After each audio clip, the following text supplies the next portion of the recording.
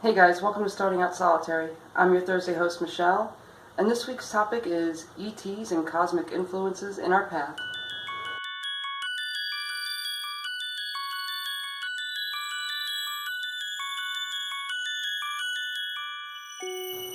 In my practice, I definitely have quite a few cosmic influences, and when I look at my practice as a whole, I definitely acknowledge that there's a huge cosmic influence to my path. But when it comes to ETs, I definitely believe that they're out there. I definitely believe we are not the only, intelligent life in the universe. That would be ridiculous. That would be extremely egotistical to even think that way.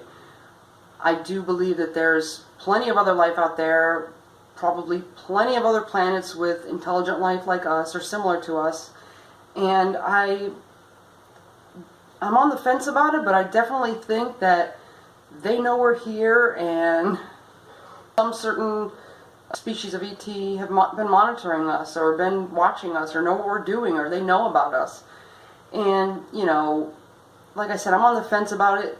In one aspect, I do believe that they're out there, they know we're here, and they want to communicate with us, but they know we're not ready. As a society, as a whole, we're just not ready. People would flip their shit and freak out, and a lot of people have been fed the idea that all aliens or ETs or whatever you want to call them are all evil and they want to hurt us or destroy our planet or some crazy stuff like that. I simply don't think that's the case. Why would that be the case? Why? It just makes no sense to me.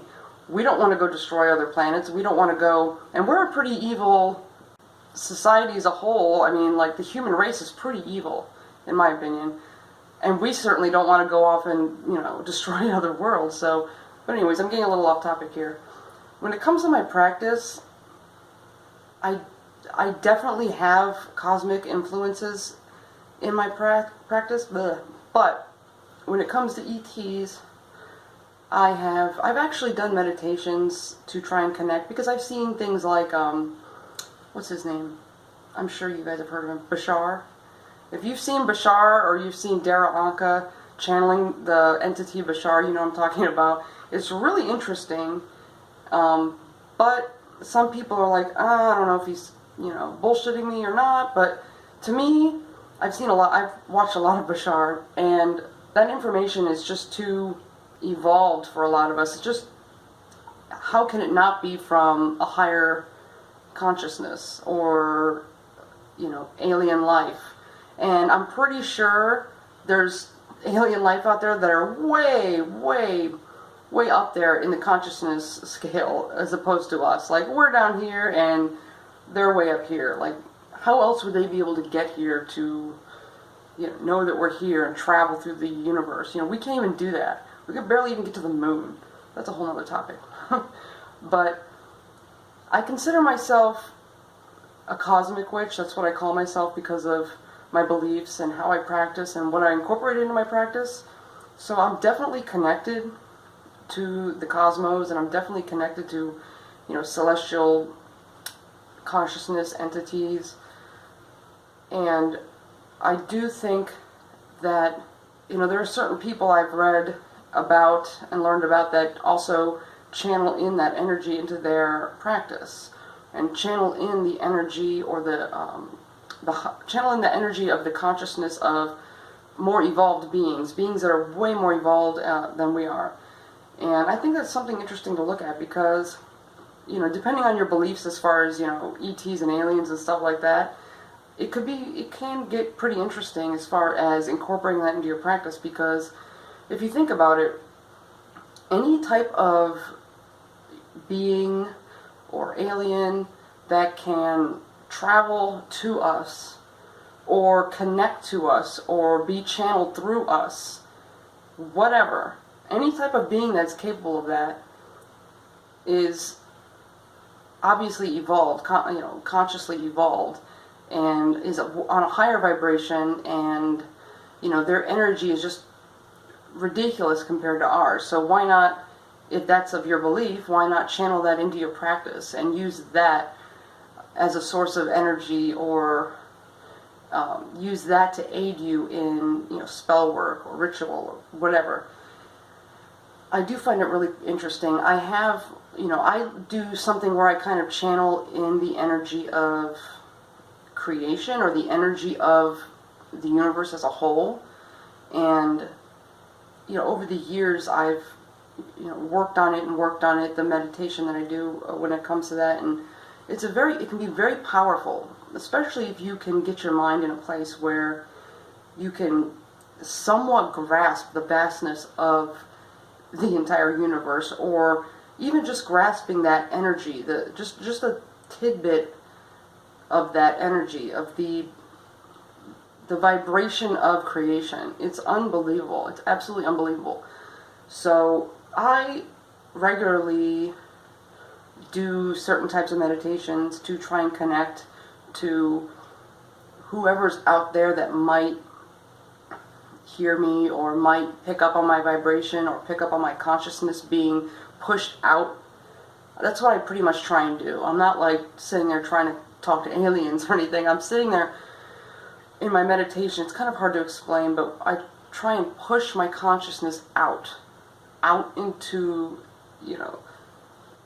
the cosmos, into the vastness of the universe, pushing it out and trying to go as far as I can, consciously trying to go as far as I can, as far as reaching different vibrations, different realms, different parts of the universe. I obviously have better luck with that type of work when it comes to astral travel and, out-of-body experiences. Astral travel is definitely something that it could benefit you if you're interested in stuff like this. You can, as you get good at it and as you practice and as you get used to it and know how to maneuver, know how to do it, you can go anywhere. You can see, and I've seen some things that I wonder, like, because some people are like, oh, astral travel and out-of-body experiences, that's all in your head, it's all a dream, but really, is it? Some of the experiences I've had are just too real. They're just too real. Especially, when you leave your body and you see yourself laying there, you can feel yourself leaving your body. You can feel yourself leaving your house and going through your walls, and you travel via your thoughts, and you think of something and that's where you go, so to speak. And you could, different dimensions, different planes of existence, different parts of the universe, different planets.